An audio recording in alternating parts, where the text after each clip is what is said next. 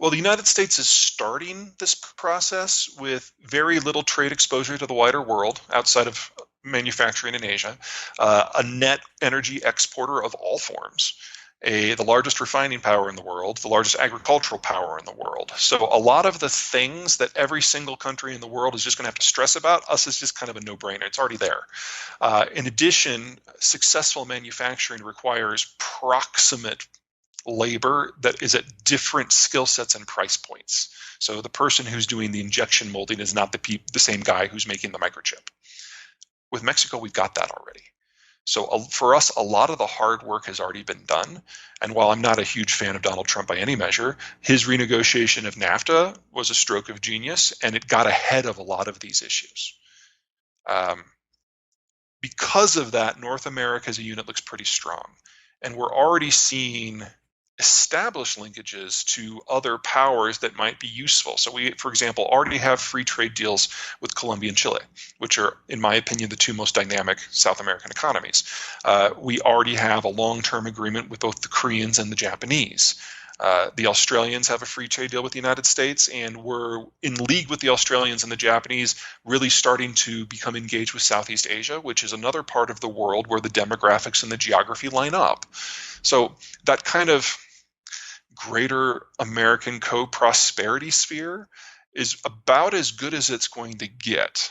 I mean, you'll have to deal with the Americans. We tend to be a little twitchy sometimes, but we're twitchy in a different hemisphere for most of the partners, which most people really like.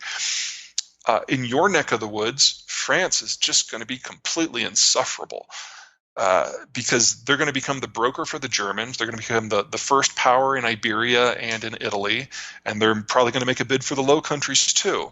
And the longer it takes the UK to become a self-sustaining power again, the more advantage the French are going to have in rewriting the local rules. So a good example is that you've built these two super carriers. They're top-notch pieces of equipment.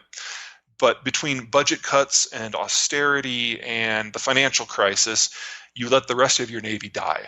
So you've got these two fantastic vessels with no defensive rings, which means the only way that you would ever let them leave port is if they're sailing as part of an American battle group. Again, not a good negotiating position. What ways could America mess this up? Oh, so many. We're in one of our once in every generation or two political reshufflings, and as long as that is going on, we really don't have eyes for the rest of the world. So there's a huge strategic and economic opportunity here for the long run if the United States chose to lead and kind of define what the new world was going to be. What I've outlined here is probably what's going to happen on autopilot, and in many cases because the Australians and the Canadians and the Japanese are doing most of the diplomatic heavy lifting. Thank God they're there, because it would be a mess otherwise. One of the great things to keep in mind about the United States is because the population is so big and so young, and because the land area is so huge and so fertile, we've never had to be at the top of our game. We can rely on geography and demography to do most of the heavy lifting for us, and that allows our politics to be completely batshit. While most of Europe and Japan and Korea have that V shape in their demographics, ours is more of a double hourglass, because we've got a bulge where the boomers are and then a bulge where the millennials are, but then a big cutout for Gen X and a big cutout for the Zoomers. The ins and outs of that are going to dominate our economic and our financial world for forever. So right now we're about to go through a capital crunch. In 15 years, when the millennials are in their 50s, we will be going through a capital boom. As a rule, large generations make large generations and small generations make small generations. So we would expect this wave to continue. What that means is that the American propensity for overdoing things and then overcorrecting, that's just part of our DNA now, and it's backed up by our demographics.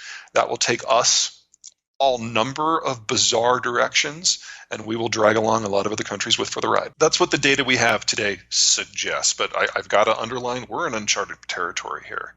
The world has never had a population bust without having some sort of massive endemic in a lot of other countries for the ride. That's what the data we have today suggests, but I've got to underline, we're in uncharted territory here. The world has never had a population bust without having some sort of massive endemic disease or war event.